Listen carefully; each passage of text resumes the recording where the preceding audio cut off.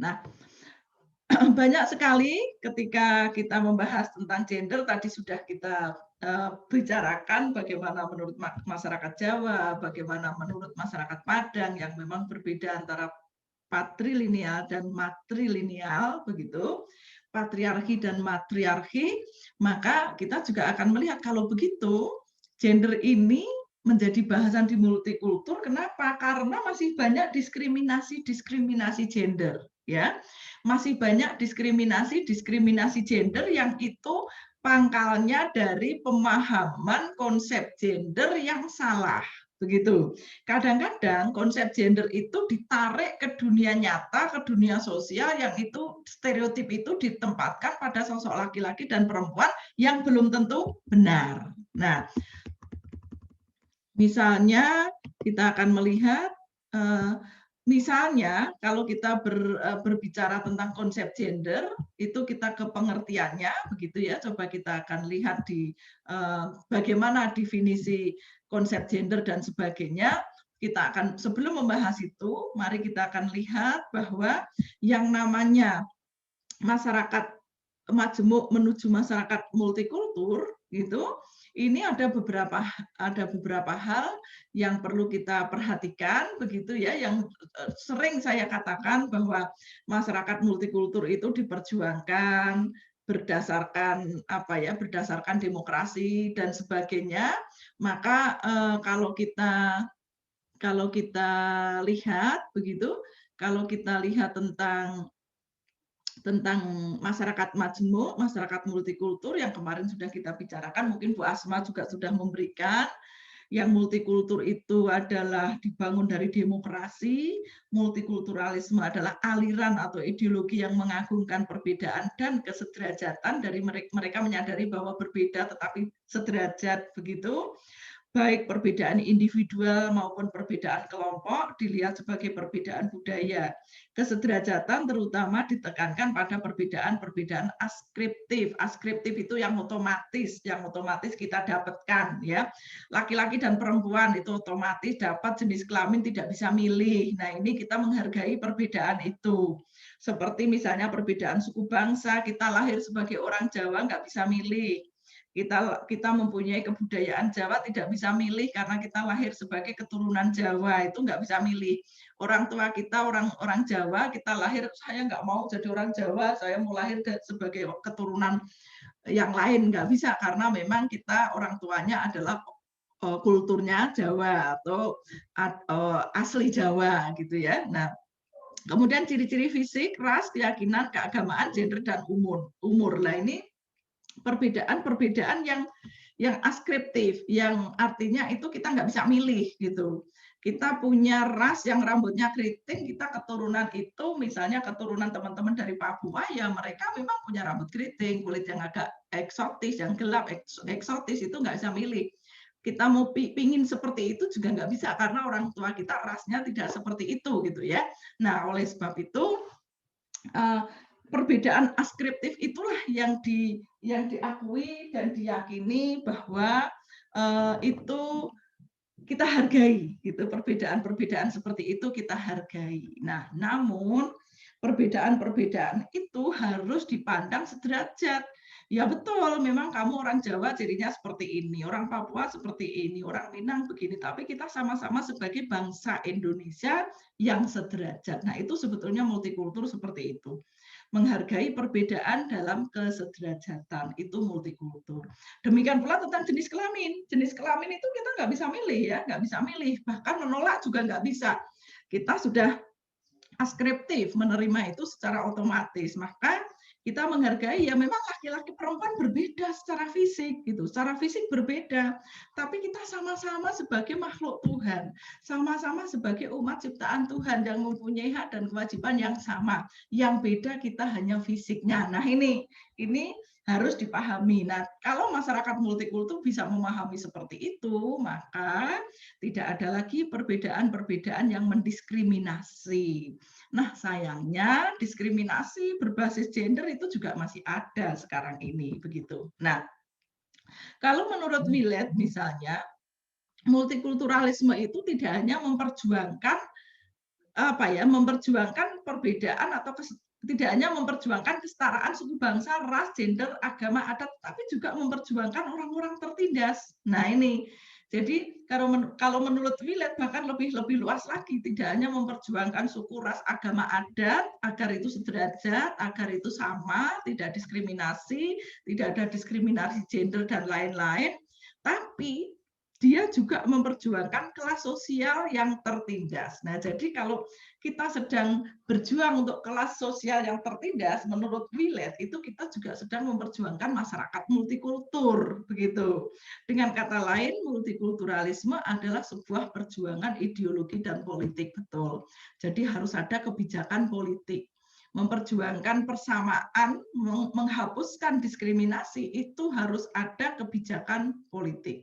Karena kalau tidak, itu menjadi sangat sulit, begitu. Nah, kemudian menurut Parsudi Suparlan, itu adalah Parsudi Suparlan itu dalam perjuangannya multikulturalisme merupakan acuan yang paling dapat diterima oleh masyarakat demokratis karena diperjuangkan oleh multikulturalisme sejalan dengan perjuangan para penganut demokrasi. Jadi yang diperjuangkan oleh orang-orang yang menganut aliran multikultur itu adalah sama dengan yang diperjuangkan oleh orang-orang penganut demokrasi. Begitu. Nah, jadi kalau misalnya multikulturalisme itu ingin terjadi, multikultur itu ingin terjadi, maka harus kita punya punya pandangan yang demokratis gitu, tidak diskriminatif. Nah, ini yang terjadi seperti itu. Nah, oke. Kemudian yang berikutnya, mengapa gender masuk dalam masyarakat multikulturalisme? Karena persoalan terkait dengan konsep gender masih banyak dan lebih banyak yang merugikan atau mendiskriminasi salah satu pihak, baik laki-laki maupun perempuan. Nah, selama masih ada kata diskriminasi dalam masyarakat itu, maka konsep multikultur akan sulit dijalankan, begitu ya, akan sulit dijalankan. Pokok bahasan kita ini adalah tentang kita membahas konstruksi gender dulu, bagaimana gender bisa ditempatkan dalam wacana pluralisme, bagaimana identitas gender digunakan sebagai konstruksi politik, bagaimana gerakan ke depan menuju representasi penerapan gender. Dua yang di belakang kita akan bahas minggu berikutnya. Kita akan membahas tentang konstruksi gender dan bagaimana gender ditempatkan dalam wacana pluralisme.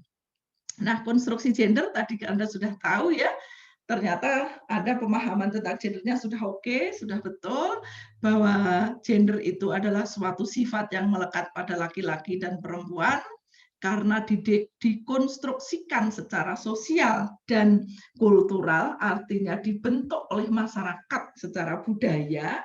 Karena dibentuk oleh masyarakat secara budaya, maka bisa berubah dari satu waktu ke waktu yang lain, dari satu tempat ke tempat yang lain, dari budaya satu ke budaya yang lain, tergantung di mana masyarakat itu tinggal, mendukung konsep seperti itu. Nah, artinya kalau kita berbicara tentang sosok perempuan Jawa, misalnya, tadi sudah ada lemah lembut, masak, macak, mana katanya. Kemudian ada yang pekerjaannya di dapur, ngurus anak. Nah, kalau kita berbicara tentang sosok laki-laki Jawa, mungkin juga, atau katakanlah konsep sosok laki-laki secara umum. Laki-laki itu gagah, perkasa, tanggung jawab, kuat, kepala keluarga, terus apalagi rasional, pintar. Nah, kayaknya kalau kita list begitu antara laki-laki dan perempuan, itu sosoknya menjadi tidak imbang gitu ya, tidak imbang antara kayaknya yang negatif-negatif lebih banyak di perempuan, yang lemah-lemah lebih banyak di perempuan, yang positif-positif, yang kuat-kuat lebih banyak di laki-laki. Nah, siapa yang membentuk seperti itu? Masyarakat gitu. Masyarakat, karena itu didukung oleh masyarakat yang membentuk tadi. Nah, karena bisa berubah dari waktu ke waktu, dari tempat satu ke tempat lain, maka itu bukan kodrat, tetapi itu bentukan manusia. Misalnya, yang namanya menyapu lantai, memasak, ya, mengurus anak, bukan melahirkan ya, mengurus anak, itu bisa dilakukan baik oleh laki-laki maupun perempuan. Nyuapi anak juga bisa dilakukan baik laki-laki maupun perempuan. Sehingga selama hal-hal itu bisa dipertukarkan, itu berarti bukan kodrat, tetapi itu adalah konsep gender yang dibentuk secara sosial. Sehingga ketika ada slogan, ada ujaran, ataupun ada tagline lah katakanlah gitu ya, ada katakanlah semacam omongan masyarakat yang mengatakan bahwa perempuan kok nggak mau masak, itu nyalai kodrat. Nah, ini tidak benar karena masak itu bukan kodratnya perempuan. Masak itu bisa dilakukan oleh laki-laki maupun perempuan, jadi bukan kodrat gitu. Nah, jadi inilah kadang-kadang masyarakat masih rancu membedakan antara gender dan kodrat begitu. Nah, kenapa kok bisa begitu? Nah, ternyata kita dari SD, Anda kalau ingat ya, dari SD begitu, dari kecil, dari SD, coba kalau ingat bu guru kita ngajarin anak-anak, ini kita belajar membaca, ini Ibu Budi, kan begitu ya. Ibu pergi ke pasar. Nah, itu selalu kalimat itu direproduksi. Ibu pergi ke pasar, ibu memasak di dapur, ayah membaca koran. Nah, gitu. Ibu menyapu lantai, ayah bekerja di kantor. Ini adalah kalimat-kalimat yang ada di kepala kita sejak kecil gitu. Ibu pergi ke pasar dengan gambar yang sangat khas, tas belanjaan, kemudian ada gambar kacang panjangnya keluar begitu. Itu adalah gambar yang sangat khas gitu ya. Dan itu dari kecil, dari kita SD gitu ya, dari anak-anak ini. Nggak tahu kalau Anda kan sudah modern ya, zaman saya dulu anak-anak SD itu selalu diajarin begitu. Ani membantu ibu memasak di dapur. Nah, jadi yang namanya anak perempuan itu harus membantu ibu memasak di dapur. Tono bermain bola. Nah, kalau Tono boleh bermain bola. Nah, ini adalah satu sosialisasi yang sangat timpang begitu dan didukung oleh buku-buku pelajaran masa lalu yang masih sangat timpang gitu ya. Nah, tetapi buku-buku yang sekarang ya, anak-anak yang sekarang sudah mulai imbang seperti ini. Artinya sudah ada gambar antara laki-laki dan perempuan bekerja di kantor, tetapi si laki-laki tetap jadi direktur, si sekretarisnya tetap perempuan. Ada yang sudah jadi dokter, baik laki-laki dan perempuan sama. Jadi mulai imbang. Sudah mulai imbang gambaran laki-laki dan perempuan. Iklan-iklan di TV juga sudah banyak yang imbang bagaimana peran kecap itu, kecap apa ya yang kalau kamu juga bisa masak, saya juga kalau kamu bisa kerja di kantor, saya juga harus bisa masak gitu ya, antara suami istri yang berbagi peran itu adalah satu contoh bagaimana mulai mendekonstruksi konsep gender yang selama ini masih rancu di masyarakat dan masih rancu antara konsep kodrat dan konsep gender begitu. Nah, berikutnya sebetulnya kalau kita berbicara masalah gender, konsep gender dan kodrat itu ibarat orang lari gitu ya. Ibarat orang lari itu sama startnya sama. Startnya sama, kemudian garis finishnya juga sama misalnya. Tetapi ternyata kalau laki-laki larinya dengan melenggang tidak membawa apa-apa, kalau perempuan larinya dengan susah payah karena dia sudah harus ngurus anaknya, dia membawa berbagai macam alat peraga di dapur ini sehingga dia larinya menjadi lebih berat gitu. Nah, secara fisik saja antara laki-laki fisik loh ya, antara laki-laki dan perempuan itu beda, lebih kuat laki-laki dibandingkan perempuan, begitu. Tetapi secara sosial, secara kemampuan itu tidak berbeda. Ada banyak laki-laki yang pintar, banyak perempuan pintar. Ada banyak laki-laki tidak pintar, ada juga perempuan yang tidak pintar. Secara fisik saja ini berbeda, apalagi ditambahi beban gitu. Nah, kenapa secara fisik berbeda? Kita selalu ingat ketika kecil ya, ketika anak perempuan kecil begitu baru lahir, begitu belajar jalan misalnya. Coba kita ingat masa lalu atau kita melihat sekarang mungkin masih ada. Begitu ada orang yang hamil, pasangan pengantin baru hamil, kemudian di USG, anaknya laki-laki, senang sekali, baik ibu maupun bapaknya, baik si suami istri atau keluarganya itu senang banget. Dengan wajah cerah, dengan wajah gembira si istri memberitahukan, Pak, anak kita laki-laki loh, dengan cerah ya, oke kita nanti langsung syukuran sampai rumah, kalau perlu potong kambing 5 misalnya begitu. Nah tetapi begitu di USG anaknya perempuan, dengan lemas dan bisik-bisik si ibunya sendiri bilang, anak kita perempuan. Nah misalnya gitu, ini sudah ada bahasa, ini adalah bahasa diskriminasi gitu ya. Bahasa diskriminasi bagaimana menerima jenis kelamin laki-laki dan jenis kelamin perempuan. Nah, dari kecil, dari dalam kandungan itu masyarakat sudah memperlakukan secara diskriminatif. Ketika belajar jalan, ini kenapa laki-laki menjadi lebih kuat itu nanti ya. Secara psikologis dan secara fisik dia akan menjadi lebih kuat karena dibentuk oleh sosial budaya juga gitu ya. Nah, ketika belajar jalan misalnya ada bayi perempuan nangis, jatuh nangis, kemudian semuanya orang nolongin ya, digendong, disayang-sayang, cup-cup, sayang-sayang, jangan nangis, mana yang sakit, semua tubuhnya diperiksa, seolah-olah ini adalah boneka porselin yang takut rusak gitu ya, takut tergores gitu ya, fragile gitu ya. Kalau orang-orang feminis menyebut perempuan itu fragile, takut tergores, takut lecet, takut rusak gitu. Dengan sangat tergopoh-gopoh semuanya menolong, kakaknya, ibunya, adiknya semuanya menolong. Tapi begitu ada anak kecil laki-laki jatuh, apa yang terjadi reaksinya? Mereka bilang, ayo jangan nangis, kamu laki-laki, kamu harus kuat. Laki-laki nggak boleh cengeng, laki-laki nggak boleh nangis. Padahal sebetulnya bayi kecil itu pengen nangis juga karena sakit gitu. Tapi karena nggak boleh nangis, maka dia menahan emosinya. Dan itu sampai besar, laki-laki malu kalau nangis gitu, karena dianggap cengeng. Karena padahal sebetulnya sedih, tapi nggak malu dia kalau nangis. Anak-anak sekarang kalau laki-laki kalau jengkel, kalau ingin meluapkan emosinya tidak nangis, perempuan langsung nangis ungkep-ungkep bantal itu biasa, tapi laki-laki karena nggak boleh nangis, dia langsung ambil motor keluar rumah, ngebut di jalan, dia mukul pintu, dia mukul tembok, dia ini dari kecil dibentuk seperti itu gitu ya.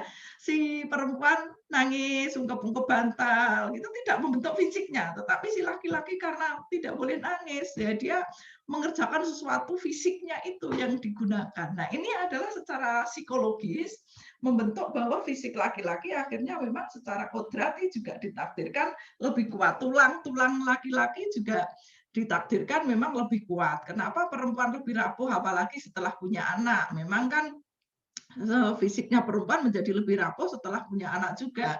Karena ketika perempuan itu mengandung, dia harus mensuplai zat besi ke anak yang dikandung.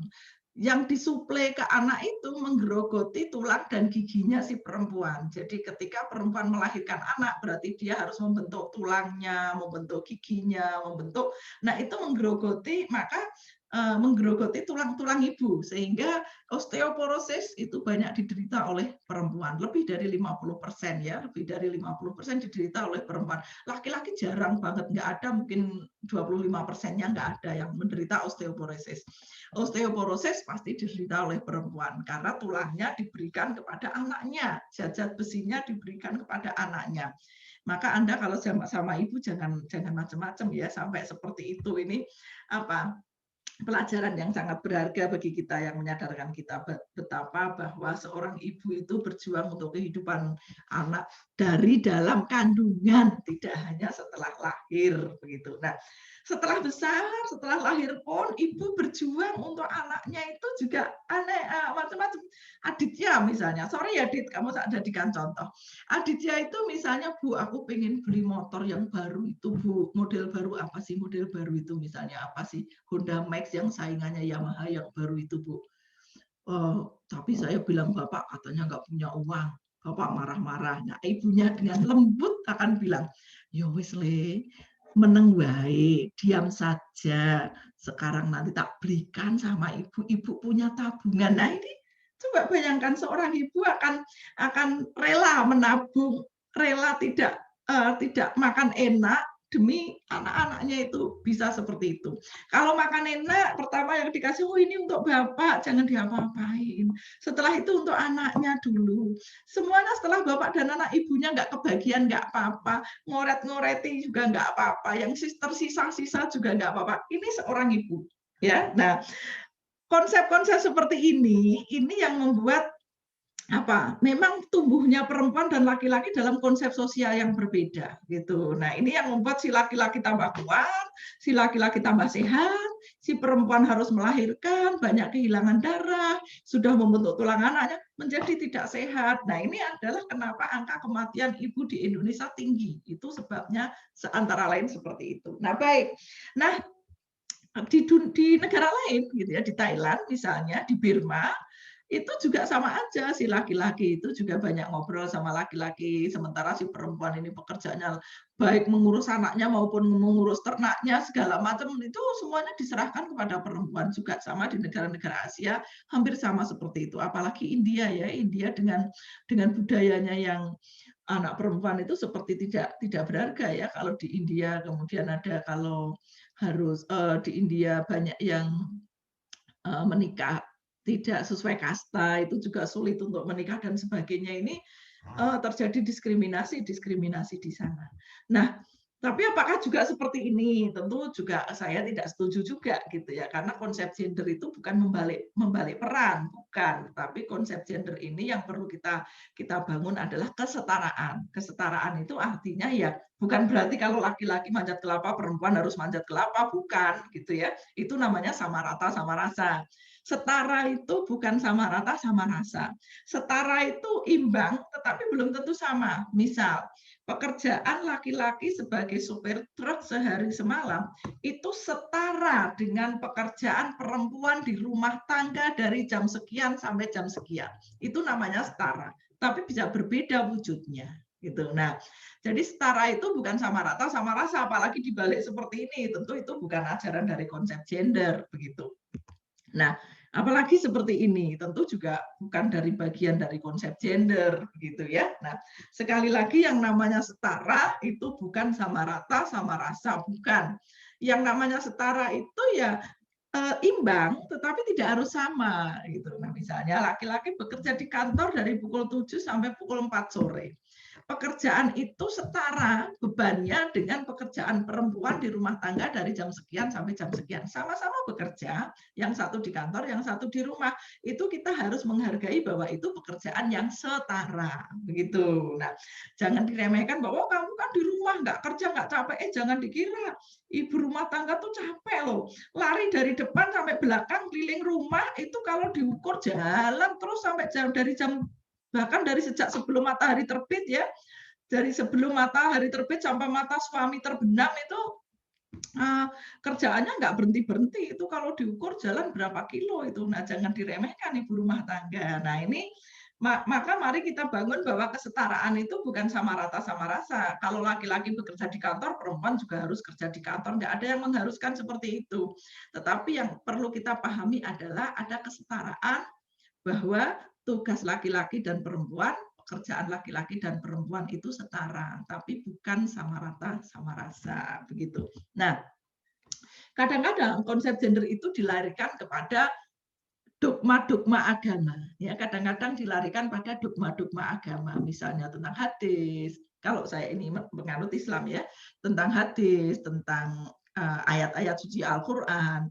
Tetapi pemahamannya sangat bias gitu. Contoh di dalam kitab suci Al-Quran tentang poligami. Wah, ini laki-laki kan paling senang menerjemahkan surat An-Nisa hanya 1 sampai ayat 4 saja. Di situ disebut bahwa laki-laki boleh menikah laki-laki pemimpin gitu ya, laki-laki pemimpin. Karena laki-laki pemimpin maka dia ada perempuan pemimpin itu nggak boleh, karena menurut surat An-Nisa perempuan itu tidak memimpin tapi dipimpin. Nah, di dalam surat An-Nisa laki-laki disebut sebagai pemimpin itu adalah pemimpin keluarganya, pemimpin istrinya, bahkan disebut istri-istrinya begitu. Nah, karena disebut istri-istrinya berarti pemimpin laki-laki itu boleh menikah lebih dari satu.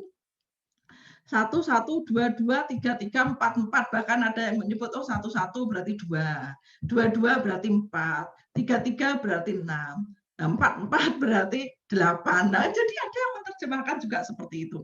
Tapi penerjemahan surat An-Nisa hanya berhenti sampai di situ gitu. Tidak dibaca atau dipotong sampai 129. Coba nanti Anda buka yang beragama Islam. Di dalam ayat 129 surat An-Nisa itu dikatakan bahwa sesungguhnya tidak ada seorang manusia pun yang bisa berbuat adil meskipun kamu sangat menginginkannya. Nah, jadi Tuhan itu sudah tahu bahwa manusia itu tidak bisa berbuat adil. Padahal syaratnya untuk poligami adalah adil. Nah, sebetulnya Islam itu menganut monogami. Kenapa ya? Karena tidak ada yang bisa berbuat adil. Tapi kan 129 ayat surat An-Nisa ini nggak pernah disosialisasikan. Yang disosialisasikan oleh Pak Kiai dalam pengajian-pengajian, ibu-ibu itu harus terima kalau suaminya nikah lagi karena itu menurut sunnah Nabi, karena itu mengikuti Nabi, karena itu menurut Al-Quran surat An-Nisa. Nah gitu, ayat 1 sampai 4. Tetapi ayat 129 nggak pernah ditunjukin gitu. Nah ini adalah bagaimana penafsiran kitab yang bias gender gitu. Sama ketika bukan saya menolak gambar ini ya, saya tidak menolak ya. Kalau ingin masuk surga taatlah selalu padaku, suaminya bilang gitu. 100%, 500% saya setuju bahwa istri taat pada suami. Setuju saya 500%. Tetapi suami yang seperti apa yang harus kita taati? Apakah suami yang tiap hari mukulin? Apakah suami yang tidak ngasih nafkah?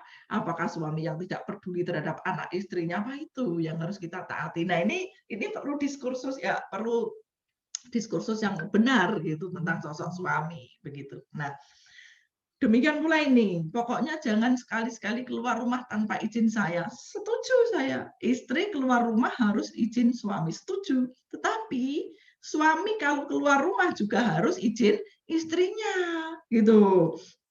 Jangan seenaknya saja tidak izin. Yang harus izin kan perempuan, laki-laki kan nggak harus izin. Nah, itu namanya tidak menghargai kan begitu. Nah, ini hal-hal seperti ini perlu diluruskan ya, diluruskan dengan hal-hal yang benar.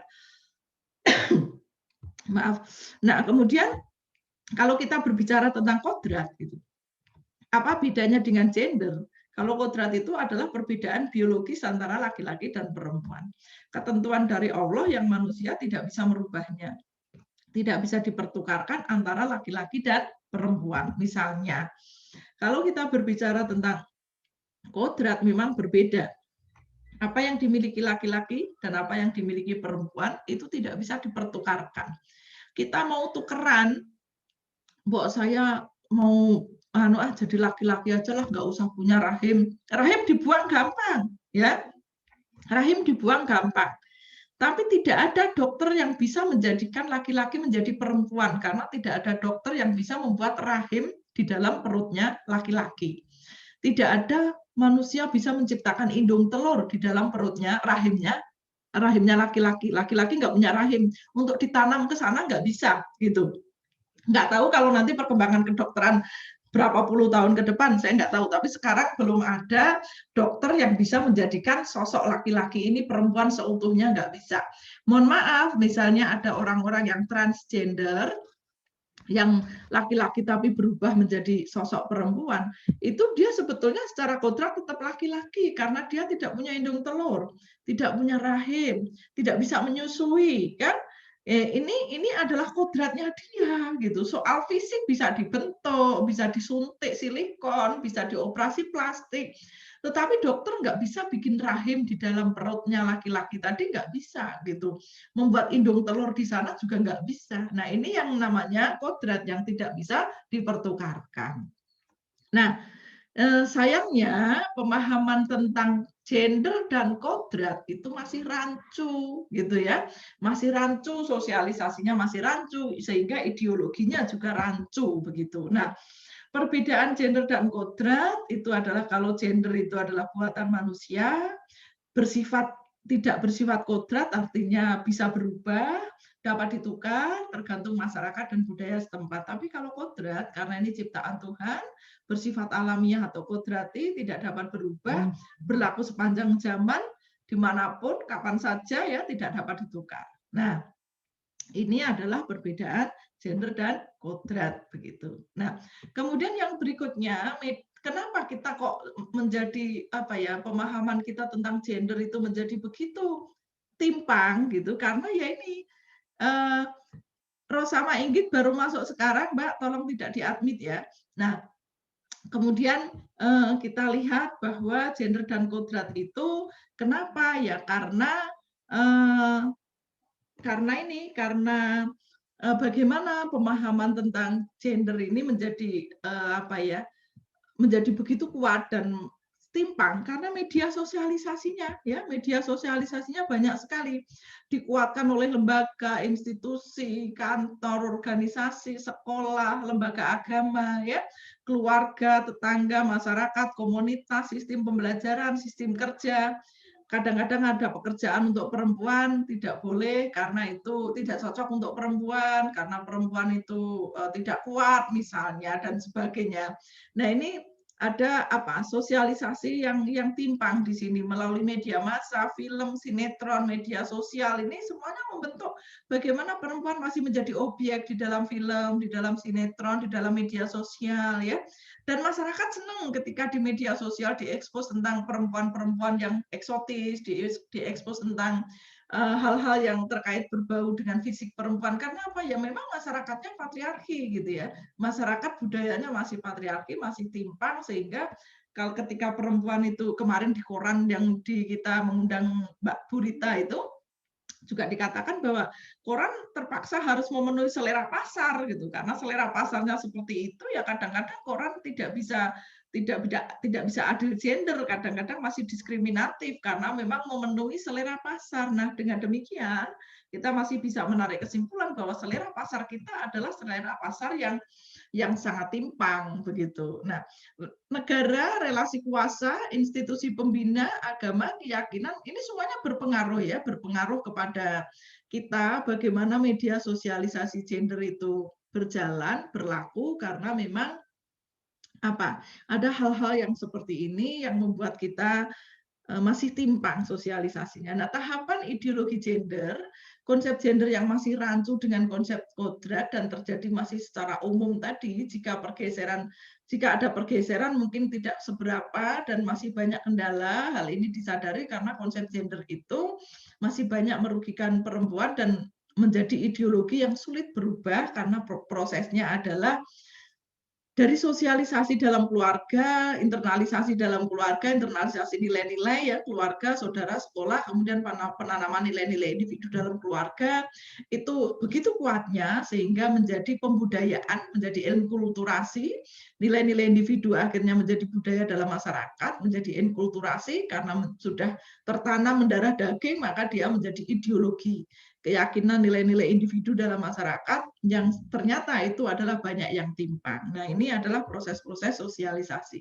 Ideologi gender sering menimbulkan ketidakadilan gender. Contohnya, ideologi gender itu misalnya perempuan lemah lembut, maka dia tidak cocok menjadi manajer, tidak cocok menjadi pemimpin. Perempuan pekerjaan utamanya di rumah, domestik, maka kalau dia bekerja di luar rumah hanya membantu suami, bukan sebagai pencari nafkah utama. Kalau begitu boleh dibayar rendah karena dia bukan pencari nafkah utama. Nah, ini adalah beberapa bentuk ketidakadilan gender. Laki-laki itu berwatak tegas, rasional, maka dia cocok menjadi pemimpin, tidak cocok bekerja di domestik begitu. Nah, ini adalah contoh-contoh bagaimana ideologi gender yang timpang itu menyebabkan ketidakadilan gender begitu. Nah, bagaimana pandangan masyarakat multikultur tentang gender? Nah, ini kesederajatan dalam perbedaan ini adalah tagline-nya masyarakat multikultur dengan kondisi implementasi gender yang masih sering timpang dan masih ada diskriminasi, maka menjadi tugas besar bagi masyarakat multikultur untuk menghapus ketimpangan dan diskriminasi tersebut. Karena kalau masih ada ketimpangan dan diskriminasi itu, berarti konsep gender masyarakat multikultur belum bisa berjalan dengan baik. Kira-kira begitu teman-teman, mari kita diskusikan. Terima kasih, mudah-mudahan ada manfaatnya apa yang kita diskusikan pagi ini. Baik,